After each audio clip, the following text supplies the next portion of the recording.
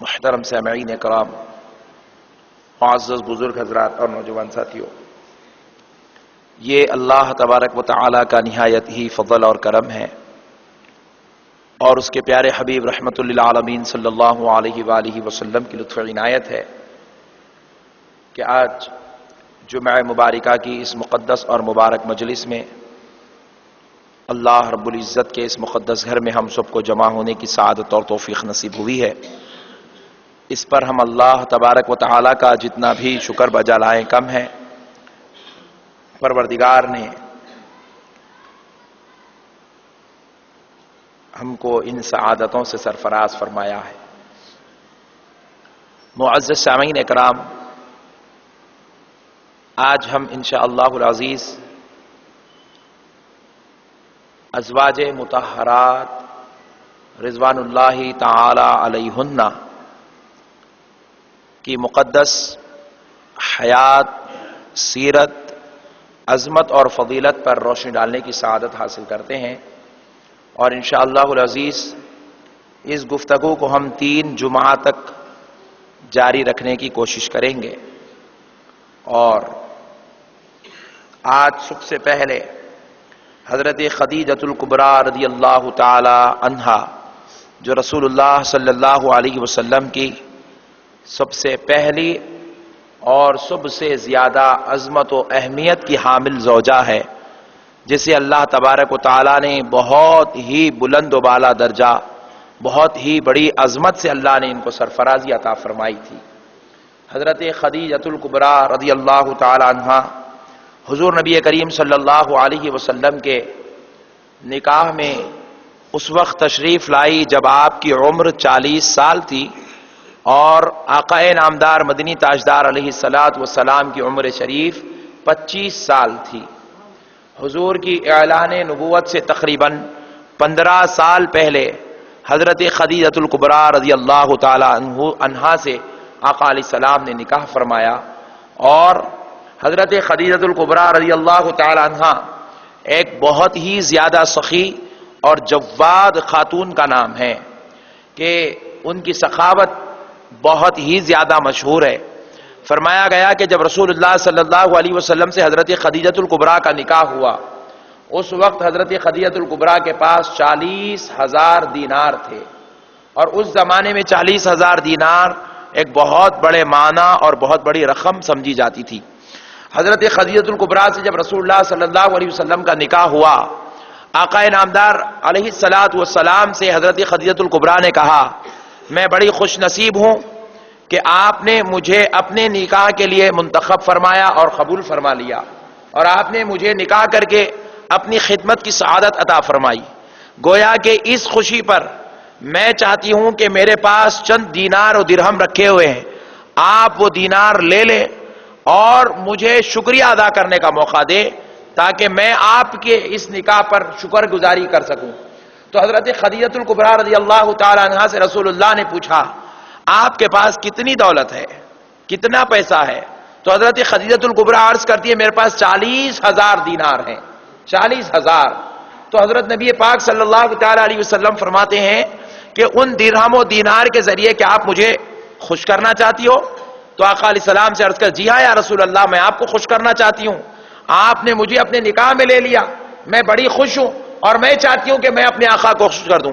تو آقا علیہ السلام فرماتے ہیں کہ آپ یہ درہم اور دینار کو اگر غریبوں میں صدقہ اور خیرات کر دو گی تو میں بڑا خوش ہو جاؤں گا، آپ اس کو غریبوں میں صدقہ اور خیرات کر دو گی تو میں بڑا خوش ہو جاؤں گا۔ حضرت خدیجۃ الکبریٰ فرماتی ہے، یا رسول اللہ اب رات ہو چکی ہے، اگر آپ اجازت دیں تو کل صبح کی اولین ساعتوں میں خدیجہ اس کو قربان کر دے گی، اس کو جو ہے لوگوں کے اندر تقسیم کر دے گی، اس کو صدقہ اور خیرات کر دے گی۔ پھر اس کے بعد آقا علیہ السلام نے فرمایا، جی اجازت ہے، تو آپ قربان جائے گی۔ حضرت خدیجۃ الکبریٰ نے رات میں جو وعدہ کیا، وہ آقا علیہ السلام سے اتنی محبت کرتی تھی کہ ان کے دل میں ایک لمحے کے لیے بھی خیال نہیں آیا کہ 40,000 درہم و دینار کہ میں لوگوں میں صدقہ اور خیرات کر دوں؟ اگر حضور کے پاس رہا تو تب بھی میں استعمال کر سکتی ہوں، میرا بھی حق بنتا ہے، میں بھی کچھ اس میں سے کھا پی سکتی ہوں۔ ایسا خیال آپ کے دل میں نعوذ باللہ ایک لمحے کے لیے بھی نہیں آیا؟ اپنے آقا کو خوش کرنے کے لیے صبح کی سورج نکلنے کی دیر تھی، حضرت خدیجہ الکبریٰ اپنے حجرے سے نکلتی ہے اور جا کر سارے غرباء اور یتیموں، یسیروں، بے کسوں، بے سہاروں کے گھروں پر خود دستک دیتی ہے اور 40,000 درہم و دینار پورے تقسیم کر کے گھر واپس تشریف لاتی ہے۔ اتنی سخاوت حضرت خدیجہ الکبریٰ کے پاس تھی، جو آقا علیہ السلام کی خوشی کے لیے انہوں نے اپنا سارا پیسہ غریبوں اور مسکینوں میں قربان کر دیا، تقسیم فرما دیا۔ معزز سامعین اکرام، یہی نہیں، ایسے ہزاروں سینکڑوں واقعات حضرت خدیجہ الکبریٰ رضی اللہ تعالی عنہا کے ساتھ رسول اعظم صلی اللہ علیہ وسلم کی حیات اور سیرت طیبہ میں ملتے ہیں، جن میں سے ایک واقعہ یہ بھی ہے کہ آقا علیہ الصلوۃ و سیرت خدیجہ الکبریٰ اگر آپ پڑھنا بھی چاہیے، کیونکہ ہماری بیٹیوں کو آج معلوم ہونا چاہیے کہ شوہر کی محبت کیا چیز ہے، ہمارے ازواج مطہرات نے اپنے شوہر سے کیسی محبت کی ہے، آقا علیہ السلام سے کس طریقے سے وہ لوگ پیار کیا کرتے تھے، آقا علیہ السلام کی رضامندی کے لیے کیسے کیسے قربانیاں دیا کرتے تھے۔ آپ ذرا غور کیجئے، حضرت خدیجہ الکبریٰ، تھوڑی دیر کے لیے سوچئے کہ اگر ہمارے پاس اگر یہ کہا جائے شوہر کی خوشی کے لیے 40,000 دینار تو بہت دور کی بات ہے، اب تو کروڑوں اربوں خربوں کی بات ہے، اگر کہا جائے 4,000 روپے قربان کر دیجئے، ایسا نہیں ہو سکتا، ایسا ہو ہی نہیں سکتا۔ ایسی قربانی آج ہمارے خواتین میں دینے کا جذبہ ہے ہی نہیں، اس لیے نہیں ہے کیونکہ یہ کان چھوٹے تھے بڑے ہو گئے، بڑے تھے جوان ہو گئے، جوان تھے بوڑھے ہو گئے، لیکن کبھی ایسی باتیں سننے کا موقع ملا نہیں، کبھی ایسے تذکرے ان کے سامنے آئے ہی نہیں، کبھی ان کو یہ چیزیں معلوم ہوئی نہیں۔ اب آپ یہ باتیں سنے ہیں تو آپ سے ایک فرض بنتا ہے کہ اپنے گھر کی خواتین تک، خصوصاً اپنی بیٹیوں تک، بیوی تک نہیں پہنچائے تو تھوڑی دیر کے لیے چلے گا، لیکن بیٹی تک یہ پیغام پہنچانا ہر باپ کی ذمہ داری ہے، کیونکہ اگر ہماری بیٹی کو معلوم ہو کہ شوہر کا مقام کیا ہے اور شوہر کے لیے کیسا، شوہر کی رضامندی کے لیے کیسی قربانی دی جانی چاہیے، تو پھر ہماری بیٹی زندگی بھر اپنے سسرال میں خوش رہے گی، کبھی طلاق اور خلا کے نعوذ باللہ ناگوار واقعات اس کے سامنے جو ہے رونما نہیں ہو سکتے۔ معزز سامعین اکرام، یہی نہیں، ایک بار حضرت خدیجہ الکبریٰ رضی اللہ تعالی عنہا کی حیات طیبہ اور سیرت اٹھا کر دیکھے تو یہ واقعہ بھی آپ کو ملے گا کہ خدیجہ الکبریٰ رضی اللہ تعالی عنہا وہ مقدس خاتون کا نام ہے، وہ عظمت والی، ذی شان، عزت والی عورت کا نام ہے کہ رسول اعظم صلی اللہ علیہ وسلم پر جب وحی کا نزول ہوا، آقا علیہ السلام غار حرا میں بیٹھے ہوئے تھے، آقا علیہ السلام غار حرا میں بیٹھے ہوئے تھے، آپ پر وحی کا نزول ہوا، جبریل امین لے آئے تو حضور نبی پاک صلی اللہ علیہ وسلم وحی کے ملنے کے بعد آقا علیہ السلام نہ کسی صحابی کے گھر گئے، نہ کسی رشتہ دار کے گھر گئے، نہ کسی عزیز کے گھر گئے، بلکہ سب سے پہلے آقا علیہ السلام غار حرا سے اترے اور خدیجہ الکبریٰ کے پاس آئے، حضرت خدیجہ الکبریٰ کے پاس آئے۔ آقا علیہ السلام کو حضرت خدیجہ الکبریٰ جب پہلی بار دیکھتی ہے اس انداز میں کہ آقا علیہ السلام کا جسم اقدس گرم ہے، یعنی کہ بخار آ گیا ہے، اور پیشانی اور چہرے اقدس پر پسینے کی بوندیں چمک رہی ہے، اور آقا علیہ السلام کو سرد ہو رہی ہے۔ حضرت خدیجہ الکبریٰ کے پاس جب حضور تشریف لے گئے، آقا علیہ السلام نے سب سے پہلے خدیجہ الکبریٰ کو کیفیت سننے پوچھی، حضرت خدیجہ الکبریٰ، یا رسول اللہ آپ کو بخار ہے، آپ کو سردی ہو رہی ہے اور آپ کے جسم سے پسینہ بہ رہا ہے۔ آقا علیہ السلام نے فرمایا خدیجہ میری خیریت بار میں دریافت کرو، میں تمہیں ایک بات سناتا ہوں، پہلے وہ بات سن لو۔ آقا علیہ السلام حضرت خدیجہ الکبریٰ سے فرماتے ہیں، پوچھتے یا رسول اللہ کیا بات ہے؟ آقا فرماتے ہیں سنو خدیجہ، آج میرے رب نے مجھ پر کلام نازل فرمایا ہے، آج مجھ پر میرے رب کی طرف سے وحی کا نزول ہوا ہے، آج میرے رب نے میرے اوپر اپنا خاص انعام و فضل اور اس دنیا کی آخری کتاب کو مجھ پر نازل کرنا شروع کیا ہے، اور خدیجہ میں چاہتا ہوں سب سے پہلے وہ کلام میری زبان سے دنیا میں تم سن لو، سب سے پہلے تم سن لو۔ حضرت خدیجہ الکبریٰ اپنی خدمت پر رشک کرنے لگی، عرض کرتی یا رسول اللہ سنا دیجئے۔ خدیجہ سننے کے لیے تیار ہے۔ آقا علیہ السلام پر جو جبریل امین 5 آیات کریمہ لے آ کر نازل کیے تھے، آقا علیہ السلام نے وہ 5 آیاتیں خدیجہ الکبریٰ کو سب سے پہلے سنائی، سب سے پہلے خدیجہ الکبریٰ کو سنائی۔ ذرا سوچئے اس کے اندر کیا کیا حکمتیں ہیں۔ ہزاروں حکمتیں ہیں، لیکن ایک حکمت میں آپ سے عرض کرنا چاہتا ہوں، وہ یہ ہے حضور نبی کریم علیہ السلام یہ کلام پہلے کسی مرد کو یا کسی بادشاہ کو یا کسی اور کو یا کسی اور کو سنا سکتے تھے، لیکن آقا نے سب سے پہلے یہ کلام اپنی زوجہ خدیجۃ الکبریٰ کو کیوں سنایا؟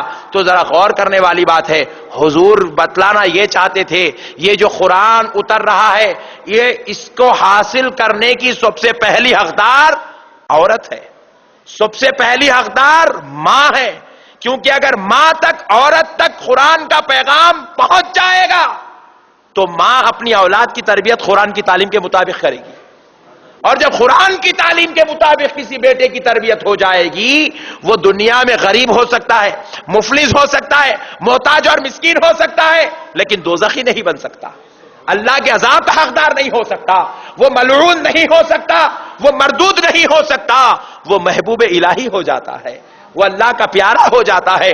اس لیے آقا علیہ السلام نے فرمایا، اس لیے آقا علیہ السلام نے سب سے پہلے اللہ کا مقدس کلام خدیجۃ الکبریٰ کو سنایا تاکہ عورتوں کو کلام کے ذریعے سے تربیت ہو جائے اور عورت کے ذریعے سے ساری کائنات تک کلام پہنچ جائے۔ ہر ماں اگر اپنے بیٹوں کی تربیت کرنا شروع کر دے، ہر ماں اگر اپنے بیٹوں کو قرآنی نہج کے مطابق ان کی تربیت کا انتظام کرنا شروع کر دے تو پھر دنیا کے اندر جاہل نظر ہی نہیں آئے گا، دنیا کے اندر کوئی بدکار نظر نہیں آئے گا، دنیا کے اندر کوئی زانی نظر نہیں آئے گا، دنیا کے اندر سے گناہ مٹتا ہوا ختم ہوتا ہوا نظر آئے گا۔ آج گناہ عام ہو رہے ہیں، آج بربادی پھیل رہی ہے، اس کی وجہ یہ ہے ماؤں نے اپنے بیٹوں کی غلط تربیت کرنا شروع کر دیا، منہاج نہج مصطفیٰ کے مطابق، منہاج اسلام کے مطابق تربیت نہیں ہو رہی ہے، اس کی وجہ سے آج گناہ عام ہوتا چلا جا رہا ہے۔ تو حضرت خدیجۃ الکبریٰ وہ خاتون ہیں جس کو سب سے پہلے قرآن سننے کی سعادت نصیب ہے۔ اور ایک فضیلت بھی سن لیجئے، حضرت خدیجۃ الکبریٰ رضی اللہ تعالی عنہا ایسی عظمت اور ذیشان خاتون کا نام ہے کہ جنہوں نے سب سے پہلے رسول اللہ کا کلمہ پڑھا۔ عورتوں میں، عورت ذات میں جس عورت نے سب سے پہلے رسول اللہ پر ایمان لائی، رسول اللہ کا کلمہ پڑھا، اس خاتون کا نام خدیجۃ الکبریٰ ہے۔ اب اور سب سے بڑی اہمیت کی بات سن لیں معزز سامعین کرام، رسول اللہ صلی اللہ تعالی علیہ وسلم کو 7 بیٹے تھے، اولاد، 3 بیٹے 4 بیٹیاں، 7 اولاد تھی رسول اللہ صلی اللہ علیہ وسلم۔ لیکن آپ سیرت طیبہ اٹھا کر دیکھیں، آقا علیہ السلام کی سیرت اٹھا کر دیکھیں، 11 ازواج مطہرات ہیں، 11 ازواج میں کسی اور زوجہ مطہر سے اللہ نے رسول اللہ کے لیے اولاد کا انتخاب نہیں فرمایا، رسول اللہ کی اولاد کے لیے اللہ نے خدیجۃ الکبریٰ کا انتخاب فرمایا۔ ساری اولاد حضرت خدیجۃ الکبریٰ رضی اللہ تعالی عنہا سے ہوتی ہے، ساری اولاد حضرت خدیجۃ الکبریٰ سے۔ معزز سامعین اکرام غور کیجئے، حضرت خدیجۃ الکبریٰ کے ہی پیٹ سے حضرت فاطمہ پیدا ہو رہی ہے، حضرت خدیجۃ الکبریٰ ہی کے پیٹ سے حضرت رقیہ اور کلثوم پیدا ہو رہی ہے، جن کو حضرت عثمان غنی رضی اللہ تعالیٰ عنہ کے نکاح میں دیا گیا۔ حضرت خدیجۃ الکبریٰ کے ہی بطن اقدس سے حضرت زینب پیدا ہوئی۔ معزز سامعین اکرام، بعض روایات میں بیان کیا کہ حضرت ماریہ قبطیہ سے ایک بیٹے ہیں، باقی کے 7 میں سے ایک بیٹے حضرت ماریہ قبطیہ سے ہیں اور 6 بیٹے خدیجۃ الکبریٰ، 6 اولاد خدیجۃ الکبریٰ سے۔ الغرض اللہ نے حضرت خدیجۃ الکبریٰ کا انتخاب کیا کہ ان کے ذریعے سے اولاد مصطفیٰ کو دنیا میں بھیجا جائے گا۔ معزز سامعین اکرام، حضرت فاطمہ الزہرا کی ماں کا نام خدیجۃ الکبریٰ ہے۔ اب دیکھیں، حضرت عبداللہ بن ابی عوف رضی اللہ تعالی عنہ سے پوچھا گیا کہ حضور نبی کریم رحمت اللہ عالمین صلی اللہ علیہ وسلم نے حضرت خدیجۃ الکبریٰ رضی اللہ تعالی عنہا کو بشارت دی۔ پوچھا گیا کیا حضور نبی کریم صلی اللہ علیہ وسلم نے حضرت خدیجۃ الکبریٰ کو بشارت دی تھی؟ انہوں نے جواب دیا ہاں، آپ صلی اللہ علیہ وسلم نے انہیں بشارت دی تھی۔ کس بات کی بشارت؟ اس بات کی بشارت دی تھی کہ اے خدیجۃ الکبریٰ تم جنت میں میرے ساتھ رہو گی۔ جنت کی بشارت آقا علیہ السلام نے حضرت خدیجۃ الکبریٰ کو دی تھی، جنت کی بشارت دی تھی۔ پھر اس کے بعد نہ صرف بشارت دی بلکہ آقا علیہ السلام نے فرمایا خدیجہ سنو، میرے رب نے جنت میں تمہارے لیے موتیوں کا محل تیار کیا ہے، اور پھر اس کے بعد فرمایا اے خدیجہ وہ محل اتنا اچھا ہے، اتنا اچھا ہے، نہ اس میں کسی کا شور و غل ہے، نہ اس کے اندر کسی قسم کی تکلیف ہے۔ ایسا محل اب میرے رب نے تمہارے لیے بنا کر رکھا ہے، جنت میں تمہارے لیے محل بنا کر گیا۔ یعنی کہ عشرہ مبشرہ کو جیسے جنت کی بشارت دی گئی تھی، ویسی بشارت رسول اللہ نے زندگی میں حضرت خدیجہ الکبریٰ کو عطا فرمائی۔ معزز سامعین اکرام، پھر اس کے بعد ایک مقام پر خود نبی پاک رحمت اللہ علیہ صلی اللہ علیہ وسلم بیان کرتے ہیں، اس حدیث کو مولا کائنات علی المرتضی رضی اللہ تعالی عنہ نے روایت کیا۔ فرماتے ہیں آقا علیہ الصلوۃ والسلام نے فرمایا خیر نسائہم مریم و خیر نسائہم خدیجہ۔ آقا علیہ الصلوۃ والسلام نے فرمایا کہ سب سے بہترین عورت حضرت مریم ہے، سب سے بہترین عورت مریم ہے۔ گزشتہ زمانوں میں، گزشتہ جو زمانے گزر گئے ان میں سب سے بہترین عورت کا نام مریم ہے، اور اس زمانے میں سب سے بہترین عورت کا نام خدیجہ الکبریٰ ہے۔ آقا علیہ السلام فرماتے میرے زمانے میں سب سے بہترین عورت کا نام خدیجہ الکبریٰ ہے۔ یہ رسول اللہ صلی اللہ علیہ وسلم کی زوجہ حضرت خدیجہ الکبریٰ رضی اللہ تعالیٰ عنہ۔ پھر اس کے بعد دیکھیں نبی کریم رحمت اللہ علیہ صلی اللہ تعالیٰ علیہ وسلم، ایک پیاری حدیث پاک سنا رہا ہوں کہ آقا علیہ الصلوۃ والسلام حضرت خدیجہ الکبریٰ سے کتنی محبت فرماتے تھے۔ آج کل ہوتا ہے، اکثر ایسا چلتا ہے، اگر کوئی شوہر اپنی بیوی سے محبت کر لے تو بیچاری ماں کو تکلیف ہونا شروع ہوتی ہے، باوا جان کو تکلیف ہونا شروع ہو جاتی ہے، گھروں کا نظام پورا درم برم ہوتا ہے، برباد ہوتا ہے۔ حتیٰ کہ میں نے تو بعض لوگ جو واقعات سناتے ہیں، اپنے قصے سناتے ہیں، تو میں نے یہاں تک بھی باتیں سنی ہیں کہ بیچارہ بیٹا محنت کر کے روزانہ 200-300 روپے کما کر لاتا ہے، وہ اس وقت تک کمرے میں اس کو جانے نہیں دیتی ماں، جب تک کہ وہ اپنے جیب کا پیسہ اپنی ماں کے پاس پہلے نہیں رکھ دیتا۔ اگر کوئی شوہر اپنی بیوی کو لے جا کر تنخواہ دے تو ماں بیچاری ناراض ہو جاتی ہے، ہم پیدا کیے، ہم بڑا کیے، ہم پالے پوسے، یہ آج کی آ گئی، یہ اس کا غلام ہو گیا۔ کسی کو بیوی سے محبت کرنا بیوی کا غلام کہہ کے، جورو کا غلام کہہ کے جو نعوذ باللہ اس کو نواز دیا جاتا ہے، یہ سب سے زیادہ تھرڈ کلاس اور آخری درجے کی گری ہوئی بات ہے۔ بیوی سے محبت کرنا رسول اللہ کی سنت ہے۔ آقا علیہ الصلوۃ والسلام کتنی محبت کرتے تھے اپنی بیوی حضرت خدیجہ الکبریٰ سے، اس بات کا اندازہ کیجئے۔ ایک حضرت ابو ہریرہ رضی اللہ تعالیٰ عنہ سے یہ حدیث شریف روایت ہے کہ آقا نامدار مدنی تاجدار رحمت حضرت عائشہ صدیقہ رضی اللہ تعالیٰ عنہ سے روایت ہے کہ حضرت خدیجہ الکبریٰ رضی اللہ تعالیٰ عنہ کے تعلق سے حضرت عائشہ صدیقہ رضی اللہ تعالیٰ عنہ خود بیان فرماتی ہیں کہ میں نے کسی عورت پر اس قدر رشک نہیں کیا۔ حضرت عائشہ فرماتی ہے میں نے کسی عورت پر اس قدر رشک نہیں کیا جس قدر میں حضرت خدیجہ الکبریٰ پر رشک کرتی ہوں، جس قدر میں حضرت خدیجہ الکبریٰ پر رشک کرتی ہوں۔ پھر اس کے بعد آپ سے پوچھا گیا کہ آپ ان کے اوپر رشک کرنے کی وجہ کیا ہے، آپ ان کو اتنا رشک کیوں کرتی ہے، اتنا کیوں چاہتی ہے؟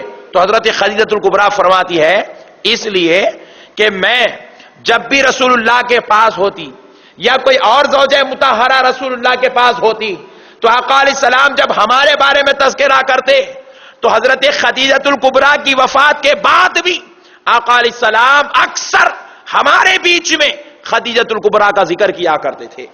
ایک بار مجھے خیال آیا اور میں خیال پر قابو نہ رکھ سکی، آقا علیہ السلام کے دربار میں اپنے خیال کا اظہار کر دی۔ کیا خیال آیا؟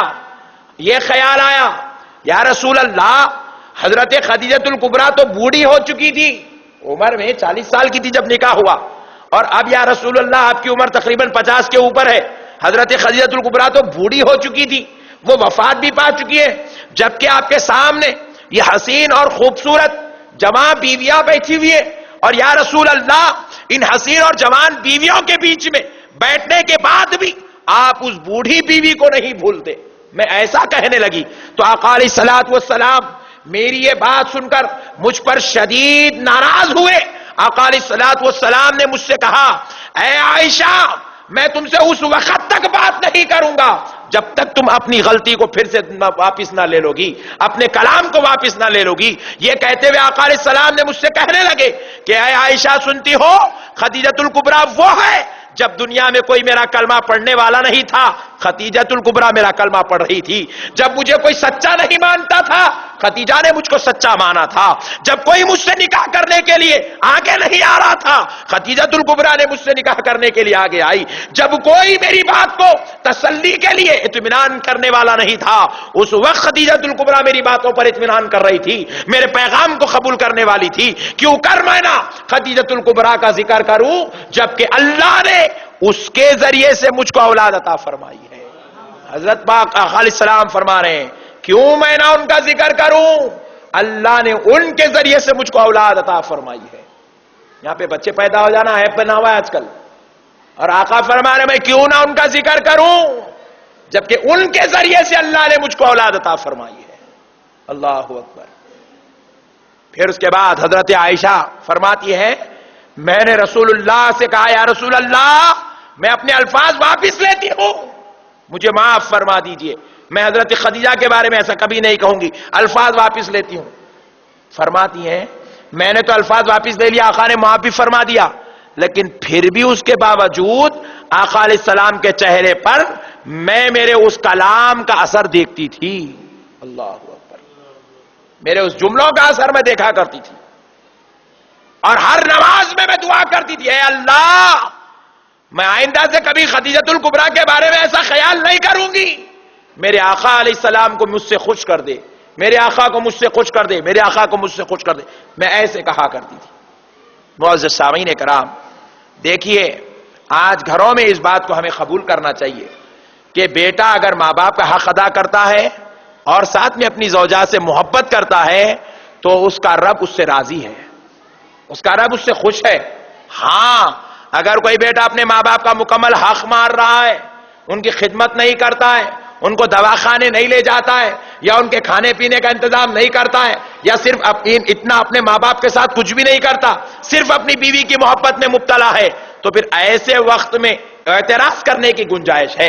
لیکن جو اولاد ماں باپ کو وقت پر کھانے کے لیے انتظام کر رہی ہے، عیدوں کے موقع پر کپڑوں کا انتظام کر رہی ہے، بیماری کے موقع پر دوا کا انتظام کر رہی ہے، دواخانوں میں علاج اور معالجے کے اخراجات کو برداشت کر رہی ہے، پھر اگر ایسی اولاد اگر اپنی بیوی سے محبت کرتا ہے اور ان کے ساتھ حسن سلوک کا رویہ اختیار کرتے ہیں تو پھر ماں باپ کو اعتراض ہرگز نہیں کرنا چاہیے۔ ارے بعض گھروں میں تو اتنے مسائل ہیں، اللہ معاف کرے، اگر کوئی بیچارہ شوہر ہے اپنی بیوی کے ساتھ کہیں گھومنے جانا چاہتا ہے یا کہیں ملنے جانا چاہتا ہے یا کسی کے پاس جو ہے رہنے جانا چاہتا ہے تو آپ لیجئے دربار اقدس میں پہلے ایک لیٹر پیش کرنا پڑتا، بابا جان امی جان میں جانا چاہ رہا ہوں۔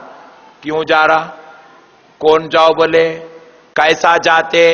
ابھی جا کے آئے نا، کیا ضرورت ہے؟ شریعت میں ایسا نہیں ہے۔ اگر نعوذ باللہ ہم اپنی اولاد کی خواہشات پر اس طریقے سے قدم رکھ دیں گے، ان کی خواہشات کو کچل دیں گے تو پھر بروز محشر ہمارا پروردگار ہم سے اس کا حساب پوچھے گا اور پھر ہم کو جواب دینا بھی پڑے گا۔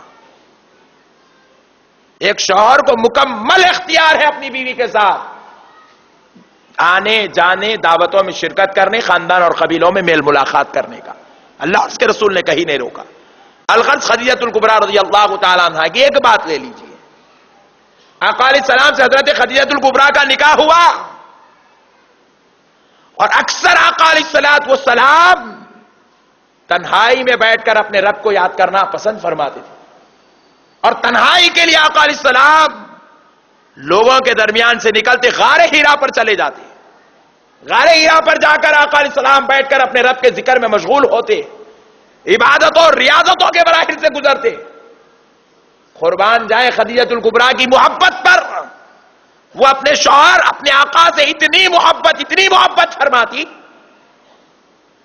کہ زمین سے غار ہیرا 2500 25,000 فٹ اوپر ہے، 2500 فٹ اوپر ہے، 25 منزلہ بلڈنگ جتنی ہوتی ہے، زمین سے وہ چٹان اتنی اوپر ہے۔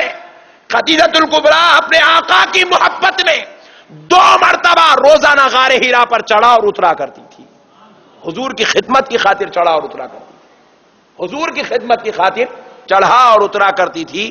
اور ایک بات بھی سن لیں، آقا علیہ السلام خدیجۃ الکبریٰ سے اتنی محبت فرماتی، ایک نبی کو اپنی حیات میں اللہ کی طرف سے 100 شادیاں کرنے کی اجازت ہے. کتنی ہے بولیے؟ ہاں امت کو 4. آپ لوگ آہستہ بول رہے ذرا بولیے بھائی کتنی؟ 100. ہاں ماشاءاللہ معلوم ہونا چاہیے. بعض لوگوں کا عقیدہ ہے نہیں نبی اور ہم دونوں برابر برابر ہیں.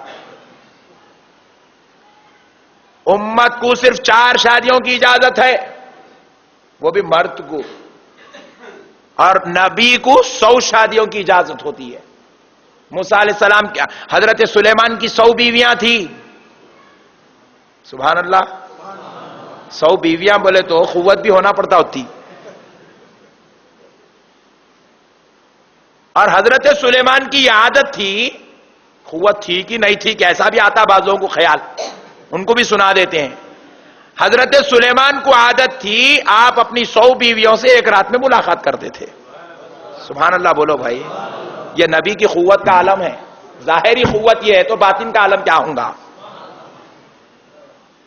اب پھر جو بولے ہم لوگ نبی کے برابر ہے, ایک مرتبہ ٹیسٹ کرا لو بھائی.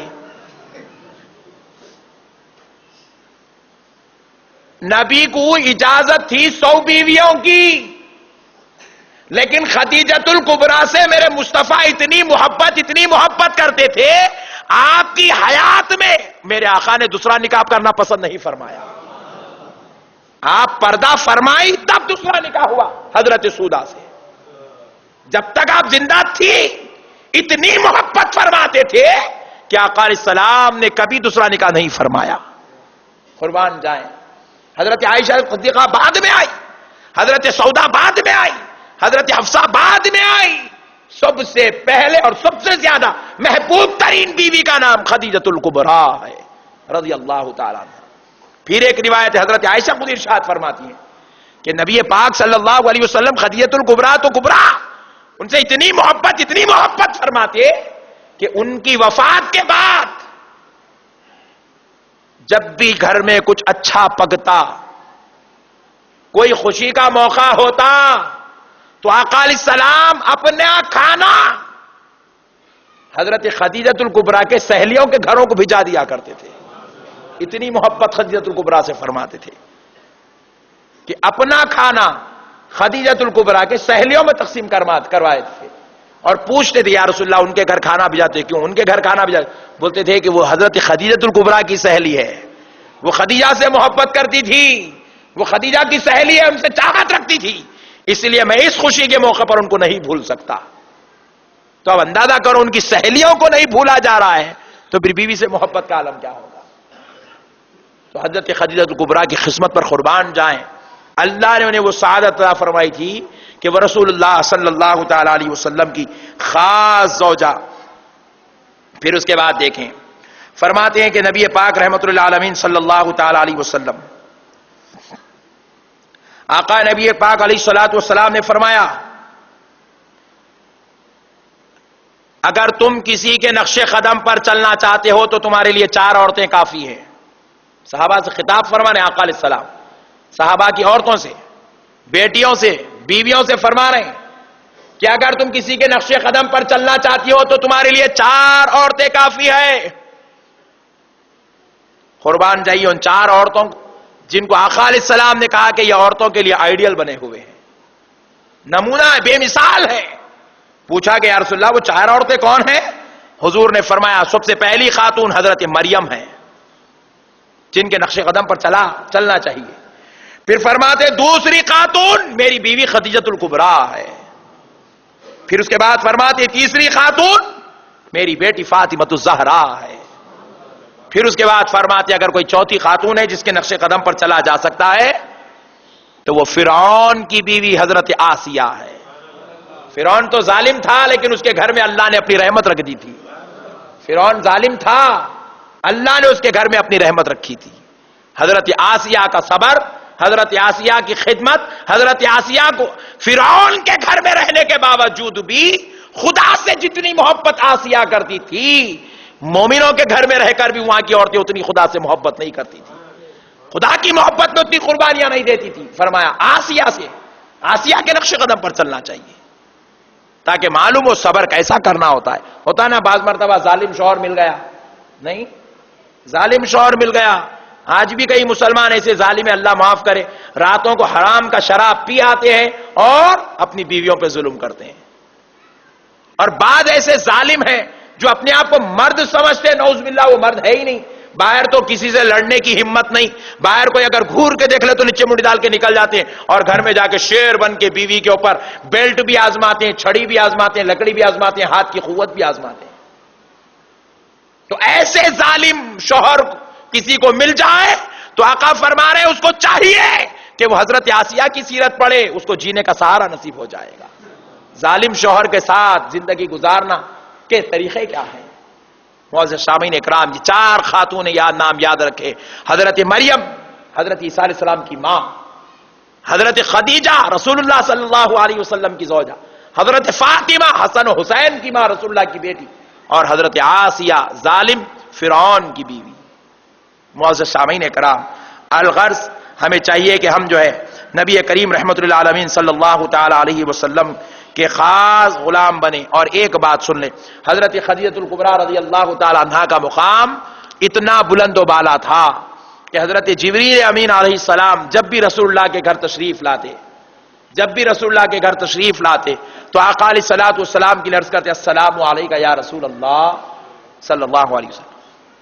آقا علیہ السلام جبریل کے سلام کا جواب دیتے تو فرماتے یا رسول اللہ خدیجہ کو میرا سلام کہہ دیجئے. حضرت جبریل سلام عرض کرتے اور آقا علیہ السلام فرمایا خدیجہ جبریل تمہیں سلام کر رہے ہیں.